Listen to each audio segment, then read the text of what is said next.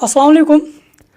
पहलगाम में हालिया दहशतगर्दाना हमले ने भारत और पाकिस्तान के दरमियान कशीदगी को नई बुलंदियों तक पहुंचा दिया है।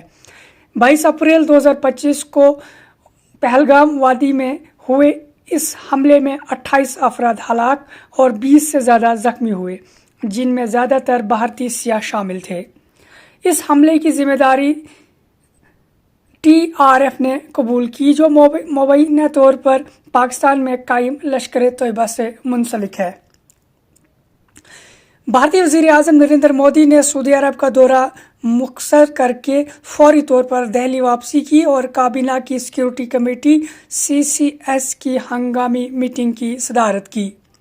इस मीटिंग के बाद भारत ने पाकिस्तान के साथ कई अहम इक़दाम किए। इनमें अहम 1960 के सिंध तास मुआहदे को मुअत्तल कर दिया, वाघा अटारी सरहद को बंद कर दिया, पाकिस्तानी शहरियों के लिए वीज़े मनसूख कर दिए और सार्क वीज़े स्कीम के तहत जारी करदा तमाम वीज़े भी मनसूख कर दिए। इस असना में पाकिस्तानी हाई कमीशन के दफाई मशीरों को मुल्क छोड़ने का हुक्म दिया और इस्लामाबाद में मौजूद भारतीय मशीरों को वापस बुलाने का भी ऐलान किया।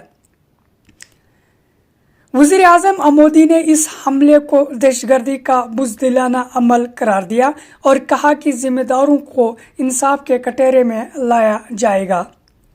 वहीं दूसरी जानिब पाकिस्तान ने भी भारत के इल्ज़ाम को मुस्तरद करते हुए कहा कि इस हमले में पाकिस्तान का कोई ताल्लुक नहीं है।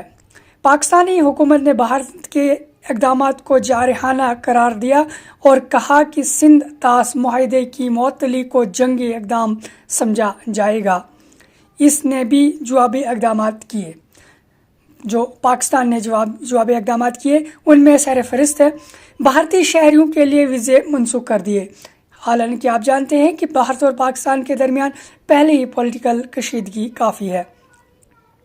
अपने फ़िज़ाई हदूद भारतीय तैयारों के लिए बंद कर दिए, वाघा सरहद को बंद कर दिया, 1972 के शिमला मुआहदे को मुअत्तल कर दिया।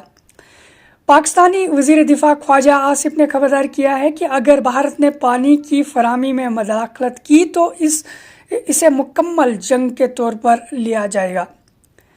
अक़वाम मुत्तहिदा ने दोनों मुल्कों से तातुल का मुज़ाहरा करने और मसाइल को मुज़ाकरात के ज़रिए हल करने की अपील की है। अमेरिका ने जम्मू व कश्मीर के लिए सफ़र न करने की वार्निंग जारी की है और भारत की इंसदाद दहशतगर्दी की कोशिश की हमायत का अयादा किया है। LOC लाइन ऑफ कंट्रोल पर दोनों मुल्कों की अफवाज के दरमियान फायरिंग का तबादला हुआ है, ताहम अभी तक किसी जानी नुकसान की इत्तला नहीं मिली है। कश्मीर एक बार फिर दोनों जौहरी ताकतों के दरमियान कशीदगी का मरकज़ बन गया है और आलमी बरादरी इस सूरत हाल पर गहरी नज़र रखे हुए है। ये सूरत हाल न सिर्फ जनूबी एशिया बल्कि आलमी अमन व इस्तेहकाम के लिए भी खतरा बन सकती है और दोनों मुल्कों से तहम्मुल और मुज़ाकरात की ज़रूरत है। इस बारे में आपका क्या ख्याल है? अपनी राय कमेंट में ज़रूर बताइए। मुझे दीजिए इजाज़त। अल्लाह हाफिज़।